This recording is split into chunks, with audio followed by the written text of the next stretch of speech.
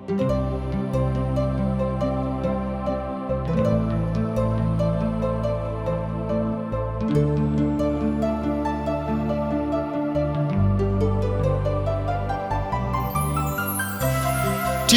द्वारा प्रसारित कार्यक्रम जिंदगी की राह में आप सबका स्वागत बा। ई कार्यक्रम मसीही विश्वास खातिर प्रार्थना में जयवंत जीवन और फलवंत होके बदे और बाइबल का विधिवत अध्ययन खातिर उत्साह बढ़ावे वाला, जवना से हर परिवार बाइबल की दिशा में मजबूत होके और जयवंत जीवन जिए।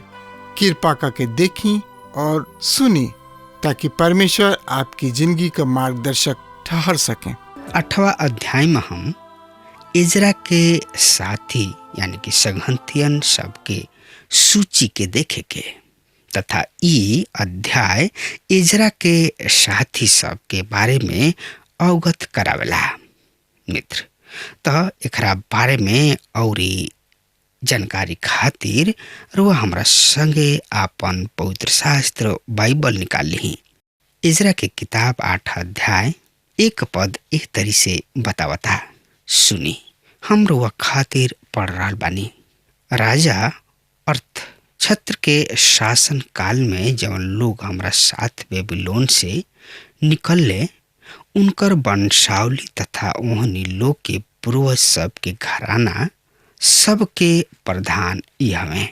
प्रिय भाई बहन, दूसरा पद से हम 19 पद तक हम सूची में दिहल गोइल नाम के बारे में पढ़ सकतानी। यह मुख्य बात ई सामने आवता कि इजरा ये बात पर विशेष ध्यान दिले कि उनका साथ जाए वालन में लेवीय याजक हमें। प्रिय मित्र, तो एकरा बारे में जानकारी खातिर औरी यही अध्याय के 2 से लेके 20 पद एक तरी से बता रहल बा। सुनी, हम पढ़ रहल बानी। पिनहास के वंश में से गेरशोम, इतमार के वंश में से दानियल, दाऊद के वंश में से हतूस, सकनिया के वंश में से जौन की परोश के गोत्र में से रहन जकरिया, और उनका संगे 150 पुरुष वंशावली सूची में रहन। पहत मोआब के वंश में से जरया के बेटा एलिया होएन, और उनका संग 200 पुरुष रहन। अकन्या के वंश में से याजकीएल के बेटा और उनका संग 300 पुरुष। आदिन के वंश में से योनातान के बेटा एबेद और उनका संगे 50 पुरुष। एलाम के वंश में से अतल्याह के बेटा यसयाह और उनका संग 70 पुरुष। सपत्याह के वंश में से मिकाएल के बेटा जबदा और उनका संगे 80 पुरुष। मोआब के वंश में से यहीएल के बेटा ओबदा और उनका संग 218 पुरुष। सलोमित के वंश में से योसीप्याह के बेटा और उनका संग 108 पुरुष रहन। बेबै के वंश में से बैबै के बेटा जकरिया और उनका संगे 88 पुरुष रहन। अजगाद के वंश में से अकतान के बेटा योहनान और उनका संगे 110 पुरुष। अदो निकाम के वंश में से जवन की सबसे पीछे गोलन, ओनी लोग के नाम ई रहे एली, पेलेत, येल और समया और उनका साथे 8 पुरुष। और बीबै के वंश में से उतय तथा जबूद और उनका संगे 70 पुरुष। तब हम ओहनी लोग के ओह नदी के पार जामा कोइनी जौन की अहवा के ओर बहले, और यूं हम 3 दिन तक डेरा डांटा डल रही। और जब हम लोगन के और याजक सब पर ध्यान देनी तो वहाँ एकहु लेवी ना पौनी। अतः हम एलीएजर, अरियल, समया, एल नतान, यारीब, एल नतान, नतान, जकरिया और मसुलाम के जवन मुख्य पुरुष रहन तथा योआरीब और एल नतान के जवन विद्वान रहन बुलौले। और हम ओहनी लोग के कासिप्या नाम जगह में ईदो प्रधान के पास भेजनी। और जवन कुछ ओहनी लोग के ईदो और उनकर भाई मंदिर के सेवकन से कसिप्या में कह के रहे बतौले, अर्थात ऊ हमरा परमेश्वर के भवन के खातिर सेवा टहल करे वालन के ले अइले और हमरा ऊपर हमरा परमेश्वर के भला हाथ होखला के कारण ऊ इस्राएल के बेटा लेवी और परपोता महली के वंश में से एगो बुद्धिमान पुरुष सेरे ब्याह के तथा उनकर बेटा सब और भाई सब अर्थात 18 जन के और हसब्याह तथा उनका साथ मरारी के वंश में से यसयाह के और उनकर भाई सब तथा उनकर बेटा लोग अर्थात 20 जन के और मंदिर के सेवकन में से जौना के दाऊद और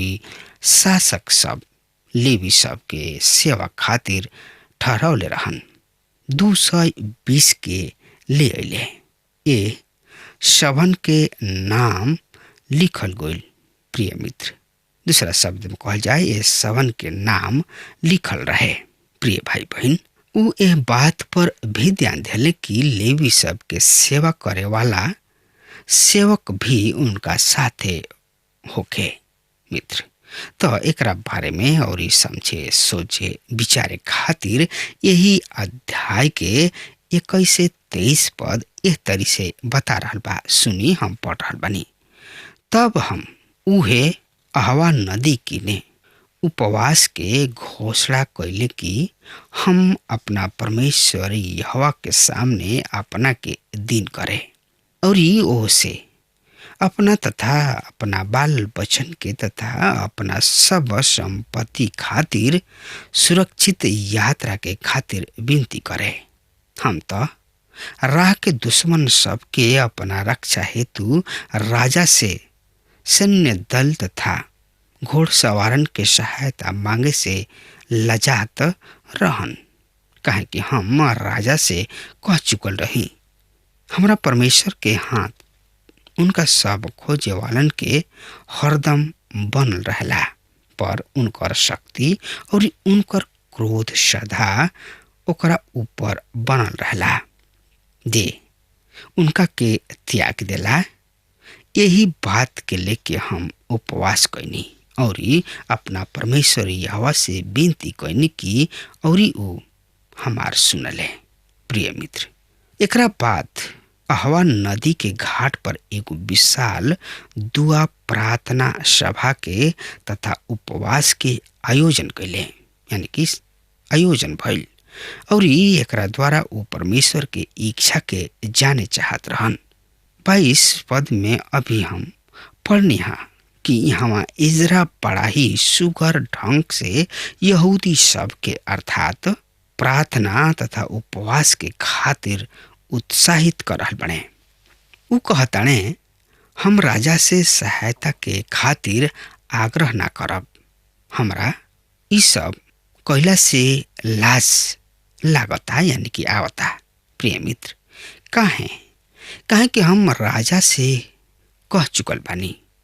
हमरा परमेश्वर यहोवा के हाथ ऊ सही बात की परमेश्वर के सामने प्रार्थना में रखनी और ये परमेश्वर हमार दुआ प्रार्थना के सुनले, अर्थात प्रार्थना के जवाब दिले। प्रिय मित्र, ऐसन स्थिति में राउर का प्रतिक्रिया तथा का राय हुई? प्रिय भाई बहन, इजरा राजा अंतर छत्र से सहायता मांगताने और राजा उनका से कहताने, अरे हमार विचार रहे कि तुहार भरोसा परमेश्वर यहोवा पर बा। प्रिय मित्र, हम ऐसन बहुते परिस्थिति दशा में ऐसन करी ना जा।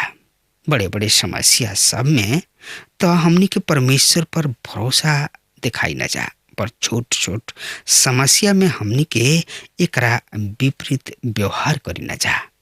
इजरा प्रत्येक समस्या में परिस्थिति में परमेश्वर पर भरोसा रखे वाला आदमी रहन। ऊ यह बात के खातिर भी उनका राजा से सहायता ना मांगे के पड़े, वरन परमेश्वर पर ही निर्भर रहे के पड़े। परमेश्वर से विनती कैले। प्रिय भाई बहन, 24 से 30 पद एह तरी से यही अध्याय के एह तरी से बता रहल बा। हम पढ़ रहल बानी। तब हम प्रमुख याजकन में से 12 के अर्थात सिरेबिया, हसबिया और इनकर 10 भाई सबके अलग कैले और उन्हीं लोग के चांदी सोना तथा पात्र अर्थात ऊ भेंट जोख के सौंप दिले, जवन राजा और उनकर मंत्री सब और उनकर अधिपति सब और वहाँ उपस्थित सब इस्राएल हमरा परमेश्वर यहोवा के खातिर देले रहन। ए तरी हम उनका हाथ में 650 किकार चांदी, 100 किकार चांदी के बर्तन तथा पात्र और 100 किकार सोना, 1000 दरकयोन सोना के 20 कटोरा और सोना के जैसन कीमती 2 गो बढ़िया चमकदार कांसा के पात्र जोख के दे दिले। तब हम उनका से कहनी, तू यहोवा परमेश्वर के खातिर पवित्र हो और ई पात्र ही पवित्र है और ई चांदी और ई सोना तोहरा पूर्वज यानी कि पुरनिया के परमेश्वर यहोवा के खातिर इच्छा से चढ़ावल गुल भेंट है। अतः जब तक तू एकरा के यरूशलेम में यहोवा परमेश्वर के भवन के कोठरी सब में मुख्य याजक सब, लेवी और इस्राएल के पूर्वज घराना के प्रधानन के सम्मुख जोख के देता और एकर देख रेख करीह और याजक सब और लेवी सब जोखल ओह चांदी सोना और ओह पात्र सब के ले लिहले कि ओहनी लोग के यरूशलेम में ओकरा के यरूशलेम में हमारा परमेश्वर यहोवा के भवन में पहुंचावे। प्रिय भाई बहन, तब आगे आवे वाला पद में अहवा नदी से आगे के यात्रा के वर्णन बा। तो एकरा बारे में और ज्यादा से ज्यादा जानकारी खातिर रुआ हमरा संगे यही अध्याय के पढ़ी। इस तरह से लिखल बा। तब हम पहला महीना के 12वां दिन अहवा नदी से यरूशलेम जाए खातिर प्रस्थान कैले और हमरा परमेश्वर यहोवा के हाथ हमरा पर रहे और ऊ हमरा के दुश्मन सबसे तथा राह में घात लगावे वालन के हाथ से बचौले। ए तरी हम यरूशलेम पहुंचनी और यूं हम 3 दिन रहनी और चौथा दिन उस चांदी और सोना तथा ऊ पात्र हमरा परमेश्वर यहोवा के भवन में उरियाह के बेटा यरेमोत याजक के हाथ में जोख के दे दिहल गइल और ओकरा साथ पिनहास के बेटा एलीआजर रहन और उनका साथ यीशु के बेटा योजाबाद तथा बिनई के बेटा नऊदाह लेवी रहन।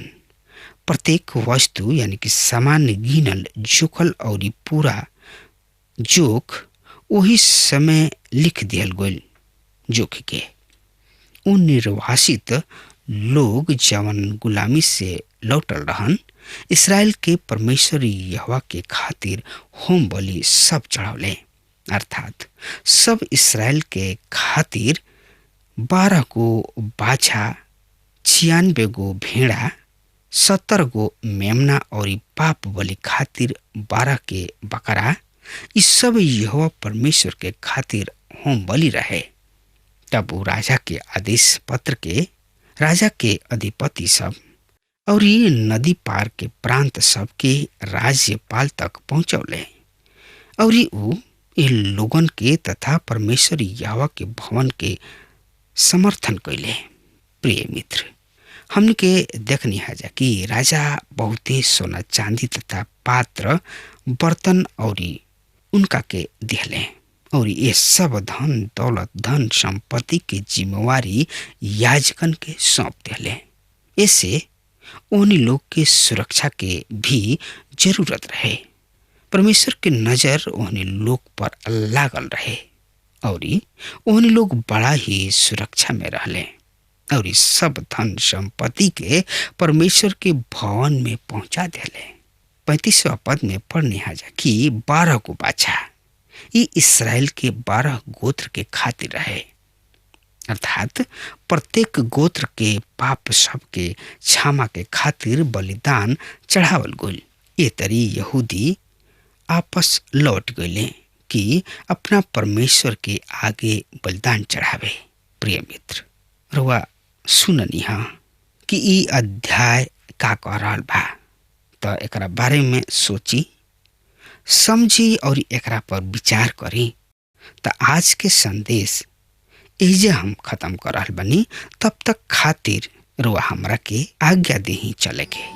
परमेश्वर रुआ के और रुआ बाल बच्चन के बहुते बहुते बहुते आशीष देस। आमीन। हमके विश्वास बा कि ई कार्यक्रम आप सब खातिर फायदेमंद सिद्ध भइल हुई। हम चाहतनी कि आप सब अपन अपन आशीष हमरों से बांटी। अगर आप सबके लगे बाइबल से चाहे आपकी निजी जिंदगी से कोनो सवाल होके चाहे कोनो समस्या खातिर प्रार्थना करावे चाहतनी तो हमारी फोन नंबर पर जरूर संपर्क करें। परमेश्वर आप सबके बहुत आशीष प्रदान करें और आज का दिन आप खातिर सुखद बनावे।